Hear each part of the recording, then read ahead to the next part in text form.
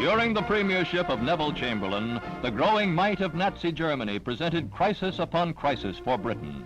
Chamberlain, who had become Prime Minister in 1937, sought to ward off the danger of war by agreeing to what he considered to be reasonable German demands. He joined Britain's Neville Chamberlain for the final act in the sealing of Czechoslovakia's fate. They met with Italy's Mussolini and Nazi Germany's Hitler and Goering and their subordinates September 29, 1938, to finalize the agreement which yielded the Sudeten regions to Hitler and included a joint Anglo-German declaration of intention not to war on each other.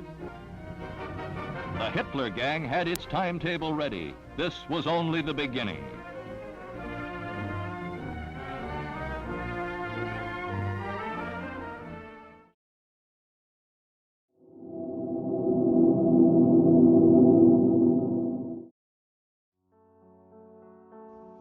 The Munich Agreement, also called the Munich Appeasement, was a diplomatic peace agreement to offer Sudetenland to Germany in exchange to avoid war.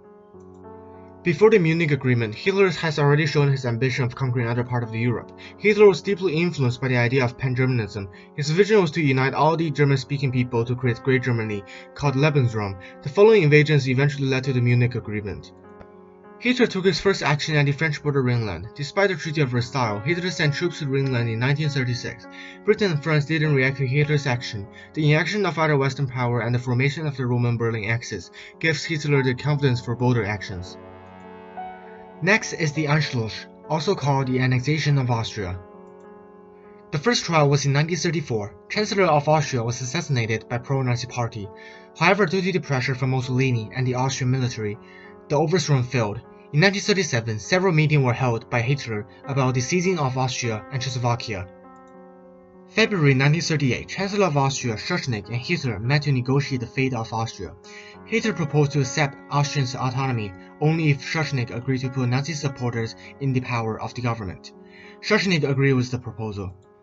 However, Hitler revealed his true ambition of taking over Austria despite the previous agreement. Schuschnigg planned a referendum on March 13 for the unification with Germany. However, 2 days before the referendum, Hitler sent an ultimatum to Schuschnigg to hand over the power to Germany. The crisis ended with the resignation of Schuschnigg. German troops took over Austria on March 12, 1938. Again, Britain and France didn't take any action to stop the unification, even though Germany disobeyed the Treaty of Versailles the second time. The next step in Hitler's invasion was to take over Sudetenland in Czechoslovakia. Then in 1937, Plan Fahlgren was drafted. The plan was to invade Czechoslovakia by force the next year. By September 12, 1938, Hitler made a speech about unifying Sudetenland region in Czechoslovakia. As a result, the British Prime Minister Chamberlain suggested meeting with Hitler and other leaders to negotiate the problem, which is the quite famous Munich Conference. For all these expansions, the reason Hitler gave is to help and unify all the Germans and give Germans more living space. However, there are many factors behind the scene. Hitler wanted to boost Germany's economy by unifying with Austria so that Germany can catch up with the armed race. It is interesting, Hitler's invasion are rather peaceful, especially to Austria.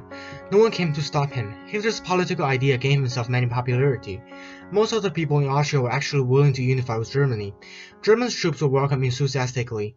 The inaction of Britain and France in all these events eventually caused Germany's expansion out of their control. Both countries' conservative idea is one main factor that led to the Munich Agreement and the invasion of Czechoslovakia. As all the politicians neglected the event, Churchill commented the following: Europe is confronted with a program of aggression unfolding stage by stage, and there's only one choice open, not only to us but to other countries who are unfortunately concerned, either to submit like Austria, or to else take effective measure while time remains, to ward off the danger, and if cannot be warded off, to cope with it.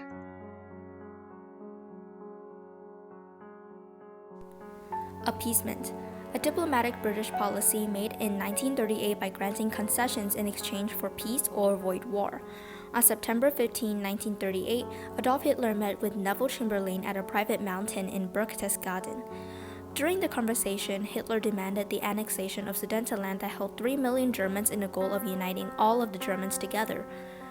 On September 22, 1938, Adolf Hitler met with Neville Chamberlain again and demanded the Czechoslovaks to be evacuated from Sudetenland before September 28. Chamberlain accepted the demands while France and Czechoslovakia disagreed. On September 23, Czechoslovakia ordered for full mobilization of the military. On the following day, France ordered for partial mobilization. On September 29 to 30, 1938, Hitler, Chamberlain, Daladier, and Benito Mussolini met in Munich. The Soviet Union and Czechoslovakia were not included in this meeting. The Munich Agreement was signed, and Sudetenland was taken from Czechoslovakia without their consent. Neville Chamberlain flew back to Britain and declared to the public that they accomplished peace with honor. I believe it is peace for our time.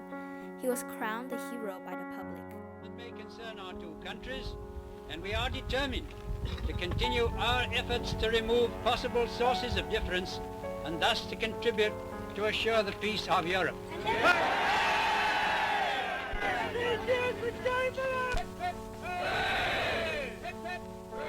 However, not all people agreed with the appeasement because the Munich Agreement was probably made to delay the war instead of avoiding the war. The reason for that was that Britain was preparing to mobilize their army while signing the Munich Agreement. This predicts that Chamberlain already knew that the war was inevitable. The agreement probably provided more time for them to prepare for war since many nation-states suffered great loss post-World War I. The appeasement might have also made it more likely for war to happen instead of avoiding it. The Munich Agreement probably made Germany underestimate Great Britain's decisions of always settling Germany's aggressions, making it more likely for Germany to invade more countries, including Poland. On October 1 to the 10th, Nazi Germany troops officially took over Sudetenland.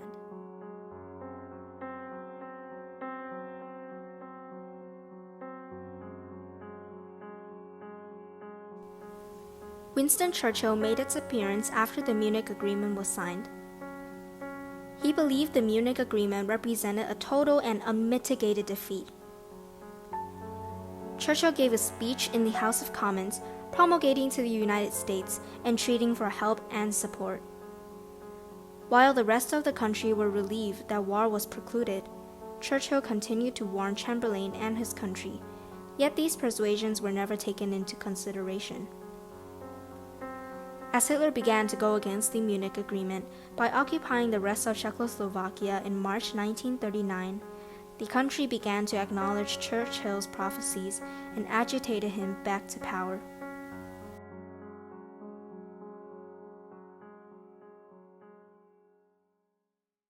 The Munich Agreement led to the resignation of Czechoslovakian President Edward Benz, and the Second Czechoslovakian Republic was formed. Under the pressure of the German Czechoslovakian Republic banned the Communism Party and suppressed Jewish people to appeal to Hitler. However, the effort didn't stop Hitler's expansion. On March 15, 1939, German troops marched into the rest of Czechoslovakia and took over Bohemia and Moravia. The Czechoslovakia Republic was replaced with the Protectorate of Bohemia and Moravia, which was fully under German control. Hitler had violated the Munich Agreement, but Britain and France didn't declare war on Germany immediately. Instead, Chamberlain promised to defend Poland from Germany's invasion through the Anglo-Polish Agreement. Later, Hitler signed the Pact of Steel in May 1939, which formed a military and political alliance with Italy. On August 1939, Nazi-Soviet Non-Aggression Pact was signed by Germany and Soviet Union to prevent war, but most importantly, a secret agreement has also been added, the invasion of Poland. Germany and the Soviet Union agreed to invade Poland and other Eastern Europe countries from both sides. Germany would take Western Poland and Soviet would attack from the east. Hitler wanted to start another invasion. The intent was to take back the land that was given to Poland in the Treaty of Versailles after World War I. The invasion of Poland made Britain finally declare war on Germany, eventually led to World War II. In long-term effect, the Munich Agreement is an event that represents how small countries don't have the ability to negotiate for their own rights. Even today, small countries are often manipulated by larger countries and don't have the same impact as larger countries. The Munich Appeasement was an agreement made between the four powers of Europe for peace by giving Sudetenland for exchange. The fate of these nation-states were determined by other powers in this psychological war. The outcome of this event was what shaped the world today. War was inevitable and was bound to come sooner or later. This catastrophic event will always be remembered as the road to war, demonstrating the attempt to achieve peace at any price.